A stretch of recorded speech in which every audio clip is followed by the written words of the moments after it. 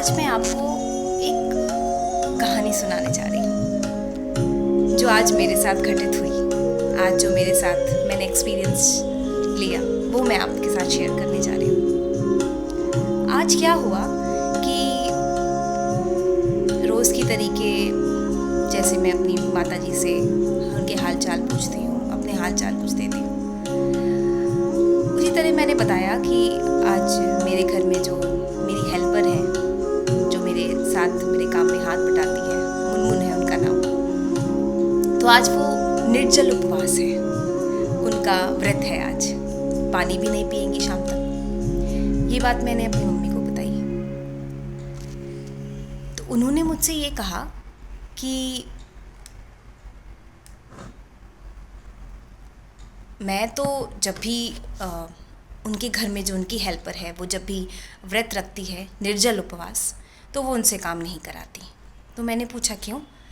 तो उन्होंने आंसर दिया कि नहीं, वो खुद भूखी प्यासी होकर मेरे जूठे बर्तन धोए, मेरा काम करे, ये उनकी आत्मा को अच्छा नहीं लगेगा, आत्मा को अंदर से मन को चोटेगा। ये बात मैंने पूरी सुनी। उसके बाद मैंने फ़ोन रख दिया। उसके बाद मेरे मन में धारणा आई कि ये बात तो सच है। हम लोग बस ये सोचते हैं कि हम लोग पैसा दे रहे हैं, उनसे काम क्यों नहीं कराएंगे, और उनकी एक दिन के लिए हम लोग अपनी थोड़ी सी उसको बर्दाश्त नहीं कर सकते। फिर मैंने बिना कुछ सोचे समझे अपनी हेल्पर से बोला कि आज तुम जितना ये काम कर रही हो बस करके जाओ, बाकी का काम हम कर लेंगे, झाड़ू पोछा खाना वो सब हम कर लेंगे। तो उन्होंने बोला नहीं नहीं हम कर लेते हैं। हमने कहा नहीं नहीं तुम जाओ, हम कर लेंगे। अब उसने कई बार बोला कि नहीं मैं कर दूंगी मैं कर दूंगी। मैंने बोला नहीं नहीं जाओ, कि मेरे मन में एक चीज़ बैठ गई थी।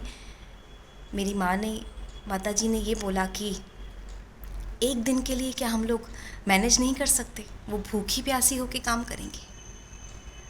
आप विश्वास नहीं करेंगे, मैंने काम करना शुरू किया। काम करते करते मन में इतनी शांति, आत्मा में इतनी संतुष्टि, ना भोजन प्राप्त करके आई, ना कभी नए कपड़े पहन के आई, ना सज के आई, ना कोई गहना लेकर आई, ना कोई घर, कुछ भी, कोई भी भौतिक वस्तु से इतनी शांति नहीं प्राप्त हुई जितनी शांति मुझे उस दिन खुद का काम करने में हुई। सिर्फ इसलिए हम लोग व्रत रखते हैं, पूजा करते हैं, अनेकों विधि विधान रचते हैं, एक आत्मा के सुख के लिए काम नहीं करते। चाहे वो हमारे घर में काम करने वाली क्यों ना हो, वही उसकी मजबूरी है तो वो काम कर रही है, वो धन ले रही है। हाँ, माना कि वो लोग कभी कभी लोग बोलेंगे कि वो लोग कभी कभी झूठ बोलते हैं या फिर कुछ करते हैं, मगर हम तो अपने मन से सच्चे हों। मैंने तो आज ये बात सीख ली कि दूसरी आत्माओं को सुख देने से ईश्वर खुश होता है, और ईश्वर खुश होता है तो ईश्वर का अंश जो हम हैं सबसे पहले खुश हो जाते हैं। खुश हो जाते हैं तो हमारे शरीर में एक अच्छी सी ऊर्जा उत्पन्न होती है, एक चेतना का विकास होता है।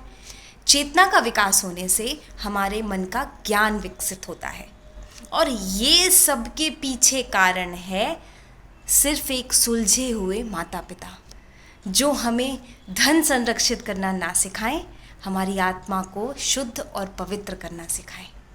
अभी तक मैंने अपनी माताजी को इस वाक्यास के लिए थैंक यू नहीं बोला, बट मैं शाम तक ज़रूर बोल दूँगी कि थैंक यू। आप भी अपने जीवन में अपने घर में रह रही आत्माओं को सुख पहुंचाने की कोशिश कीजिए, आपको बहुत अच्छा लगेगा। सच में अपनाइएगा ज़रूर। Thank you.